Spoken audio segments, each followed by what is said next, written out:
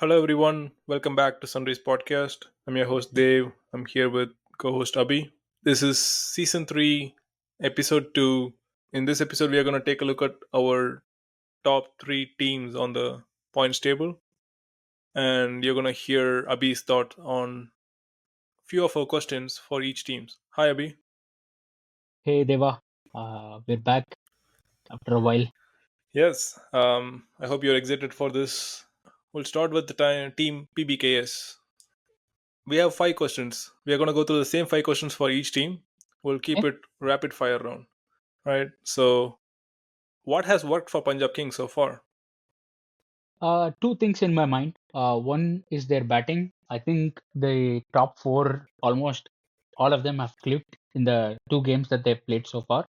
Shreyas Iyer has been in phenomenal touch. So yeah, their batting has been their biggest strength. With Shreyas Iyer, the captain, leading from the front. And the second thing is their death bowling.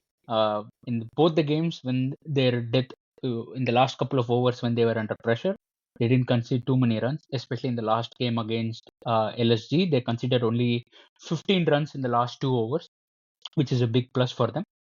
Again, also in the GT game, they were able to close out the game by bowling well in the death. So those are the two things in my mind. Okay. So, I think I have a answer to this second question as well. Let's hear from you. What hasn't worked for them, even though they are on top of the table? I think in the middle overs, they're losing control of their bowling a little bit. Yeah. Their spinners are not performing as well as expected. Both Maxwell and I think Chahal, they are not firing as they expected. I think they tried a lot of different options. Stoinis was expensive, Maxwell was expensive. Uh, so their middle overs bowling is a little bit of a concern. Um, but other than that, I think none of their other areas have been exposed so much because they're firing so much. The one concern was their opening batting because both of them are uncapped players, but both of them are playing beautifully so far. Mhm. So yeah, the middle overs bowling is the only thing that has been exposed for them so far. Fair, fair. I think so. It's fair to say that their batting is overachieving, which is hiding their flaws. That's why they are still on top of the table. Right. All right. So the last 3 questions, or just give me 3 names, maybe a bit more about each name. So one, Yeah. their best batter so far. Best batter obviously Shreyas Iyer, no doubt. He was in great nick coming from the Champions Trophy. It's a Mhm. new team for him. He's a captain of this team, and he's leading from the front. 250s already. What could have been 100, but him just sacrificing the 100 for the team's cause was just brilliant to see. And he's leading from the front. He's in superb nick. Having someone like him at number 4 is such a strength. All right. So best bowler. This might be a name that someone might not expect, but in my opinion, for them, Marco Janssen. Okay. He bowled really well in both the games. Of course, he went for a little bit of runs in the game against GT, but Hmm. he again pulled it back really well in the death. He was one of the reasons that they won that game along with Vijay Kumar Vaishak. And also in the Yeah, second game, when Arshdeep and Lockie Ferguson were expensive, he came uncontrolled and he bowled a 4 over 28 run spell, which is, in my opinion, very valuable nowadays. for sure. Especially 200 games. Most of their games are, or I Yeah. think both of their games are 200 games, right? So, oh, the third and final question is uncapped player, best uncapped player in their team so far. There have been two players who shined. Priyant Charia played beautifully in the first game, and then Mhm. Prabhsimran Singh. Prabhsimran Singh, his name was there even in the last season. He was playing really well for Punjab. Mhm. Um, Again, he's back with them, and he scored a 50 already. So yeah, very inexperienced opening pair, but they are punching above their weight. All right. So, and they are helping the team get their brisk start and keeping the team on right on top. I also liked Vaisak Vijayakumar, as you previously mentioned, bowling really well, especially in the death. All right. With that, we'll move on to the next team, Delhi Capitals. what has worked for them so far? They're on second place, 2 for 2. I think two different things in the first two games. I think the first game it was almost gone. It was just two people who pulled it back for them, Ashutosh Sharma and Vipraj Nigam, Mhm. both uncapped players. So I guess you have the answer for the last question already. Yeah, yeah. Um, uh, Ashutosh Sharma, he showed glimpses of what he can do in last season when playing for Punjab. Mhm. But then he closed this game out, and he did mention after the game that he's working on trying to finish out these games because he felt that last season he was not able to take his team over the line, and to see him work on it and to see that kind of come off was brilliant to see. Again, I think their batting is a major reason why they're on top. Mhm. As a batting unit, they are firing. There is no one name, but as a batting unit, they are firing, and bowling as well has been good in patches. So that's going to help me get an answer for the second question. What is not working for them? Again, as I said, bowling has worked in patches. Mhm.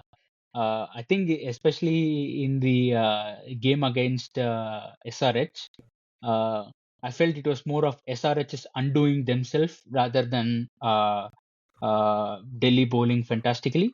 Mhm. So apart from Mitch Stark, no other bowler has looked really threatening. Again, Kuldeep Yadav is there. He's always a proven performer. But I think in this IPL, you need at least three or four bowlers to contain the teams to below 200 scores. So Yeah. for them, Akshar Patel has been uncharacteristically expensive. Same again, middle overs bowling has been a concern for them. Okay. It's very very well put. So our three names. So first is best batter. Best batter, in my opinion, for Delhi is Faf du Plessis. Okay. He gave them a brisk start in the first game Mhm. and scored a brilliant 50 in the second game. I have not seen a more dependable batsman than Faf du Plessis in the IPL.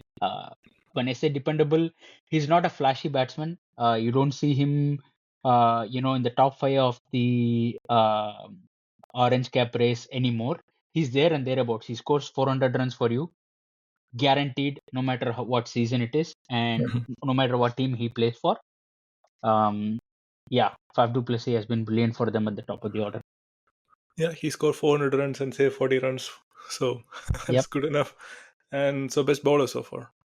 Mitch Stark, obviously, Of he's course. picked up Yeah. eight wickets in two games, Hmm. which is just brilliant. Which is 4 wickets a game, Got a 5 for as well. Yeah. 5 for as well. If someone gets you 8 wickets in two games, Yep. that's more than what you know bargain for. So Mitch Stark again, he's been in good form. He's coming off after the injury. He looks more fresh and threatening than ever. All right. So for the uncapped player, is it Vipraj or Ashutosh Sharma? Do you have a pick? Ashutosh, yeah, All right. Ashutosh again. Vipraj again, he can bowl also. That's a plus Hmm. for him. Yep. But Ashutosh Sharma, I think he's just building on his experience from the last season, Hmm. and he will look more dangerous as he gets more opportunities. All right. That's very well said. We'll move on to the final team of this episode, RCB. RCB, So yes, yes. they were on top. They just lost their first game and still they are on the third place. What has worked for them so far? I think RCB's one of the major things that has worked for them so far is their power play bowling. That's Mhm. something that they lacked in the previous years. His experience in the power play. Of course, Siraj was there, but nobody was there to complement him. They mixed and matched the bowling, but now Hazelwood and Bhuvneshwar Kumar really solid pair, picking wickets up front. And also Hazelwood bowling well in all phases of the game has been a plus for them. And Mhm. also again, their batting is looking more stronger than ever. So uh, their batting again is firing collectively. It's not just one person pulling the weight. The batting is firing collectively, and that's a big reason why they're successful. Right, it's no longer their batting trio. There is more than three people. That's always very helpful. Yes. And they are what are they struggling with? I said they're bowling well, but again, there is this deficiency in their bowling. We have to address that. I think again, same problem with the middle overs bowling. They do not have one spinner that can control the game. Mhm. Uh, both the spinners, I mean, Krunal Pandya is a defensive spinner, but he gets wickets. But you need someone who can control the pace of the game, maybe like a Mitchell Santner or someone like that, or a Sunil Narayan who comes and bowls 4 overs, 30 runs, 35 runs for you no matter what. They don't Mhm. have that bowler in the middle. That's why they're kind of losing out there. All right, so that's good. I think I'm looking for three names. First, best batter. Phil Salt at the top Right. of the Yeah. order, the way he sets the pace is really, really important for them. He scored a Mhm. 50 in the first game. He gave them a blistering start against Chennai in Chepauk. That was Yes. very important for them to get the platform. Again, in the third game, he looked threatening, but he got a really good ball from Siraj. But the thing with Philip Salt is even if he plays 15 or 20 balls, he impacts the game very strongly. It's really good to have that player, especially at the top of the order. Fair. Best bowler for RCB. Best bowler, Josh Hazelwood, in my opinion. For sure. Yeah. He's bringing his experience, Hmm. struck really crucial blows against Chennai at the top of the order. Same against KKR as well. He bowled 4 overs, 22 runs, 2 wickets. Especially that kind of spell in Kolkata is really valuable. Josh Hazelwood has been a big key part of their success. For sure. Yeah, there were questions about his availability. RCB must be really happy to have him here. Yep. So, final question: uncapped, best uncapped player for RCB. Yash Dayal. I don't know if I think he's still uncapped, right? Yes, I think so. Yeah, Yash Dayal again. There is a reason why they retained Yash Dayal. He's a promising bowler, and he's continued to show that promise in this season as well. Yeah, Even in the game that they lost, I think he bowled a good spell. for sure. Yeah, Um, he's been consistent in the 3 games. Um, so Yash Dayal is their uncapped player. yeah. He almost patched their biggest worries in all these years, that death bowling issues. He's been bowling Yeah, really well in the back end. yeah. All right. Thank you, Abhi, and thank you, everyone. That's our wrap for this episode. Thank you for joining us. We'll catch you all in the next episode with the rest of the team on the table.